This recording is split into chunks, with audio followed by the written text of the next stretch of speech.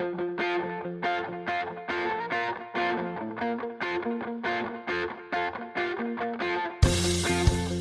are listening to your new Puppies podcast, starting you and your dog off on the right paw.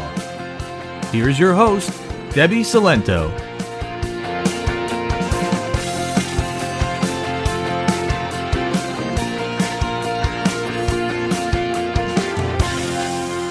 Hello and welcome to your new Puppies podcast. I'm Debbie, and today we're going to talk about the things that nobody tells you when getting a puppy. Because you can read all the books out there. You can read all the websites. You can listen to all the podcasts. You can follow all the professionals.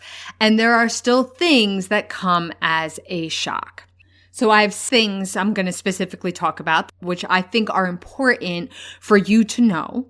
And then I have a whole list of just silly, fun ones that there's really nothing to do. Just be prepared for. Okay, so let's start with the important stuff. Number one, you are not going to be able to go back to your old life. You can't get a puppy and then go back to your old schedule. You're going to have to blend your old schedule with your new puppy, and it's an 80-20 split. 80% is your new puppy, 20% is your old schedule. There's going to be a pre-puppy life and a post-puppy life. It's when we try to go back to our old schedules that we get frustrated and we get in trouble. Number two, puppies sleep a lot. And then all of a sudden, they don't. So you have an 8-week-old, 12-week-old, even 16-week-old puppy. They are going to sleep a lot. They're going to have bursts of energy and then take a nap. Bursts of energy and take a nice long nap. All of a sudden, one day around 5 months, they're going to wake up and decide naps are done and I'm just going to have this energy all day long.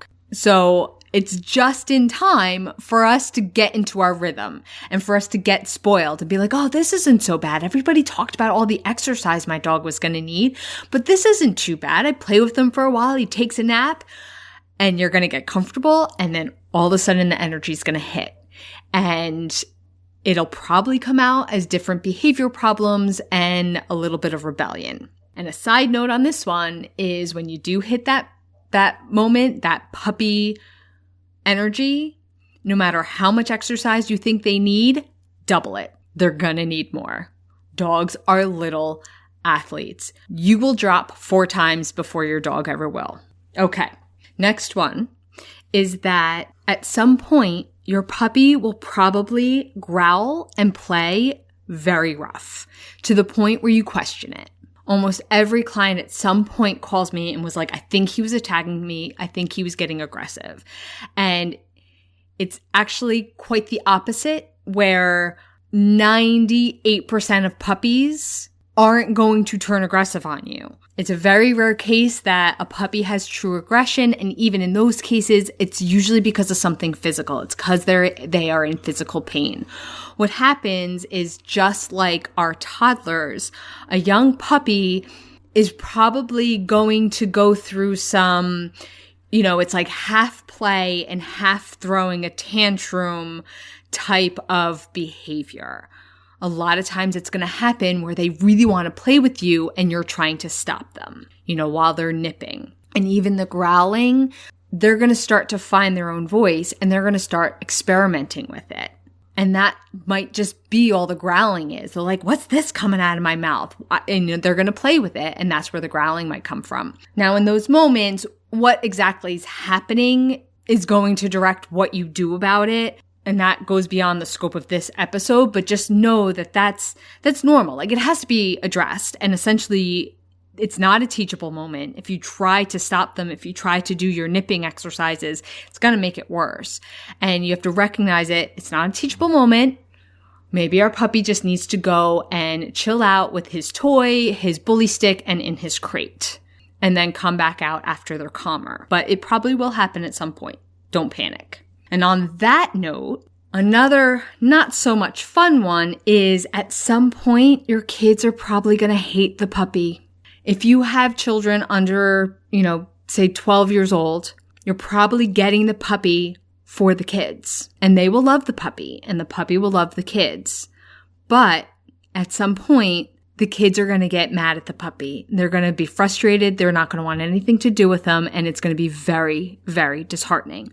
Most of the time, this has to do with puppy nipping because it hurts. But according to the puppy, your kids are their litter mates. And that's how they play with their little litter mates, except their dog litter mates have a layer of fur and pretty tough skin. So what's important here is to know that as a parent, there is a lot more monitoring and interceding and rules that you are going to have to implement for the kids and the dog's relationship.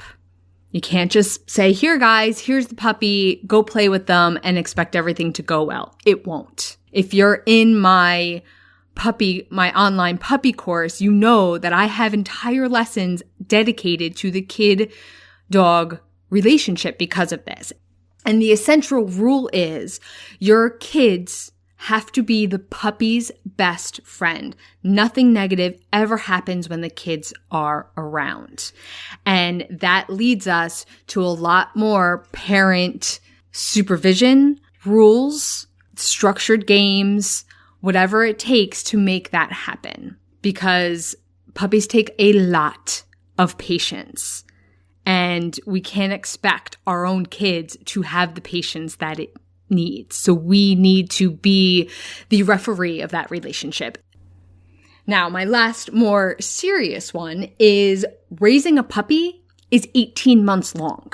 If you've never had a dog before, a lot of times you have this image of having a dog and it's like, well, I want to get a puppy. And you think, oh, for the first couple months, it'll be fun having a puppy. Yeah, it'll be more work, but then I'll have a dog. No. Raising a puppy goes beyond the potty training, goes beyond the crate training. It goes beyond obedience training. So let me be clear. You will be training your dog for the rest of their lives. Training never stops. It's a journey, not a destination, but that extra care, that extra training, that extra time and effort lasts for 18 months. Now, even that is front loaded. Of course, those first few months are going to be a lot more work than, say, 12 months. But there's still extra stuff to be done because they're so young. They're still maturing. There's going to be pockets of rebellion. There's going to be pockets of just uncontrollable energy. They're still going to be chewing up to 18 months. Once they're 18 months, they're more of an adult.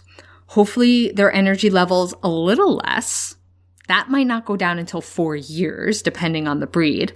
You know, they've settled into their personality. Hopefully they're beyond their rebellious stages. And if you've done the work and if you've put that foundation in place, that's when you're going to start to see the dog that you imagine that's going to be sleeping at your feet or on the couch with you and going for nice walks.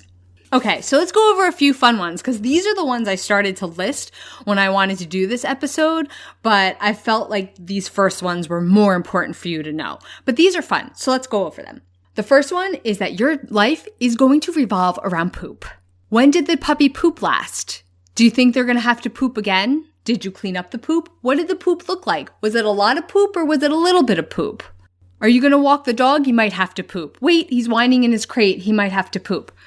Your life will revolve around poop. In fact, there's a lot of times when I re-listen to these podcasts or like when I'm editing them, I realize how many times I say poop. And I say it without even thinking about it because, well, my life revolves around you and your puppies. And you and your puppies revolve around poop. So it's just, for me, a fact of life. Another one is that your dog will love to eat your socks and underwear, but only if they're dirty. Gross, but true.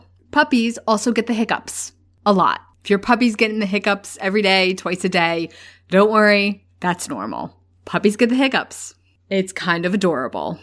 He'll also steal the toilet paper or the paper towels.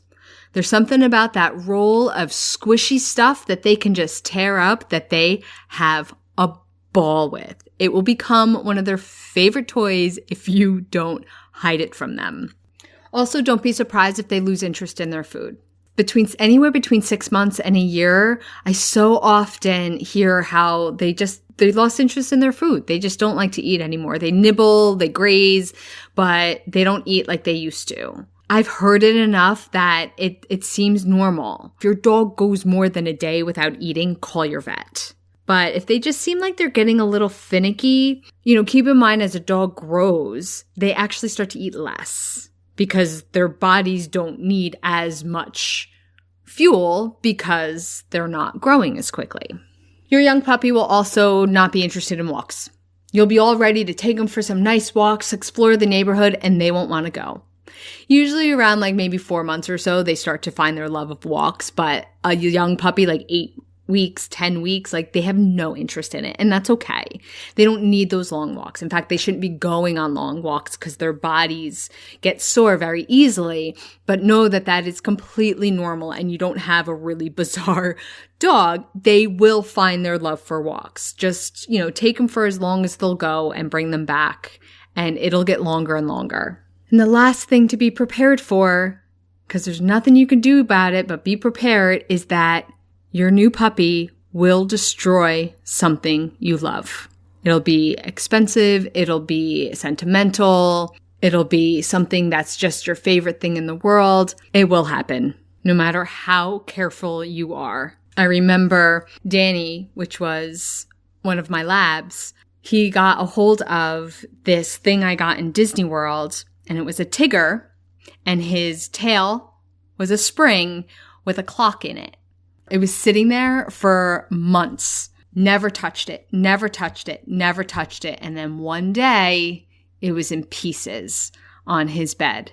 And as you can tell, that was in 2005, and I'm still mourning that thing. All right, so real quick before we wrap up, there's a few behaviors that if your puppy shows, especially a young one, shows, then they're not normal. And you need to call a trainer or maybe even your vet. So if your dog growls over a toy or their food or their bone, if it's a clear snap growl, if they're showing their teeth, call a trainer. That is resource guarding. That is something you need to nip in the bud. And if they are doing it under 6 months old, you need to address that immediately. It can be fixed. It can be changed, but you got to do it sooner rather than later, or else you're going to have a dog that you can never take anything from. And that is not a good situation to be in. If they are acting fearful on a regular basis, not if, a big loud sound happened or there was a specific situation, they're acting scared, that's different. That's going to happen no matter what.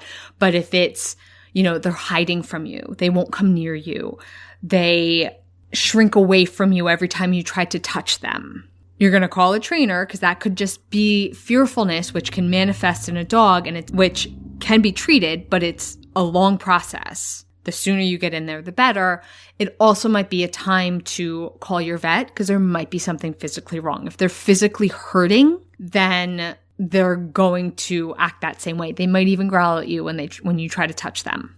A dog that is in pain, all bets are off to their behavior. And that's it. That's all I have for you today. If you're enjoying this podcast, you can subscribe, rate, and review it. And that helps other puppy owners find the podcast. And if you want to continue training with me and get more in depth into how to raise a puppy, you can join my online new puppy course, Your Perfect Puppy, where you get 4 weeks worth of video lessons that build the foundation you need, and then at least 12 months of direct access to me to ask all of your training questions.